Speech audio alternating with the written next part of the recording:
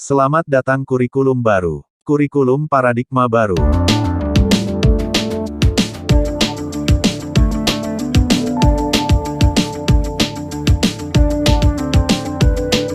Mulai pelajaran tahun 2021 sampai tahun 2022, Kementerian Pendidikan, Kebudayaan, Riset, dan Teknologi telah meluncurkan kurikulum paradigma baru, sebagai penyempurnaan dari KTSP 2013. Kurikulum paradigma baru ini akan diberlakukan secara terbatas, dan bertahap melalui program sekolah penggerak, dan pada akhirnya akan diterapkan pada setiap satuan pendidikan yang ada di Indonesia. Sebelum diterapkan pada setiap satuan pendidikan, mari kita mengenal 7 hal baru yang ada dalam kurikulum paradigma baru. Pertama, struktur kurikulum, profil pelajar Pancasila, menjadi acuan dalam pengembangan standar isi, standar proses, dan standar penilaian, atau struktur kurikulum, capaian pembelajaran CP, prinsip pembelajaran, dan asesmen pembelajaran.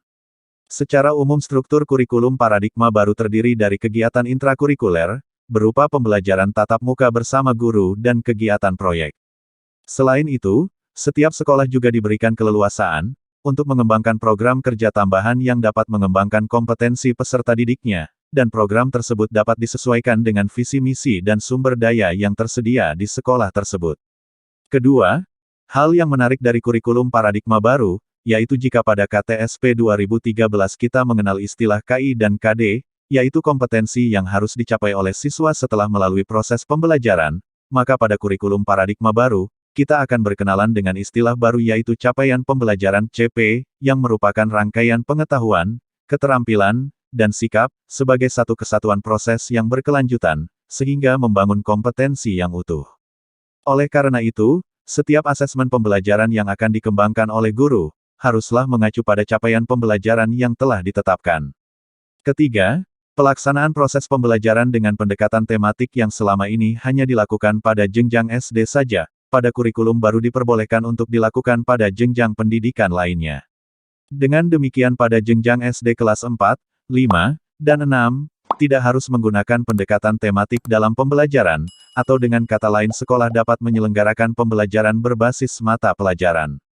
Keempat, jika dilihat dari jumlah jam pelajaran, kurikulum paradigma baru tidak menetapkan jumlah jam pelajaran per minggu, seperti yang selama ini berlaku pada KTSP 2013, akan tetapi jumlah jam pelajaran pada kurikulum paradigma baru ditetapkan per tahun. Sehingga setiap sekolah memiliki kemudahan untuk mengatur pelaksanaan kegiatan pembelajarannya. Suatu mata pelajaran bisa saja tidak diajarkan pada semester ganjil, namun akan diajarkan pada semester genap, atau dapat juga sebaliknya. Misalnya mata pelajaran IPA di kelas 8 hanya diajarkan pada semester ganjil saja.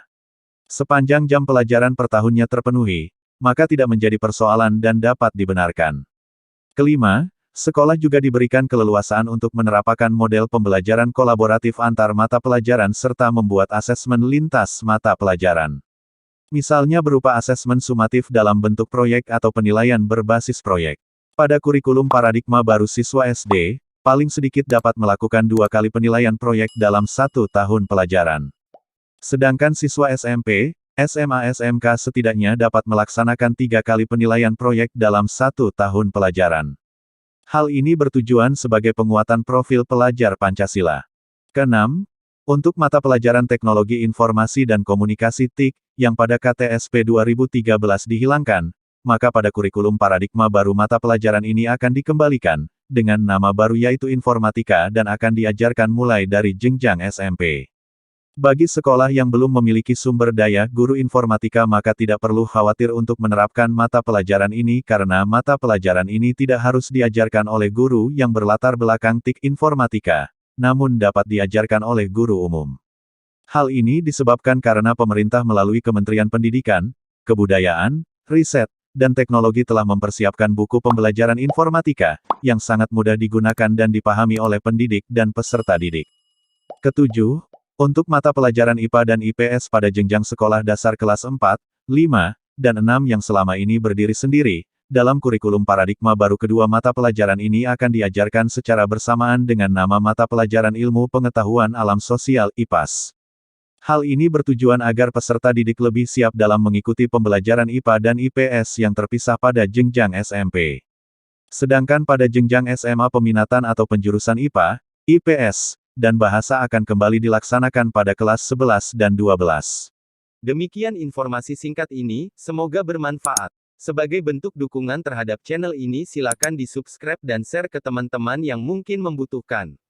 Terima kasih sudah menonton.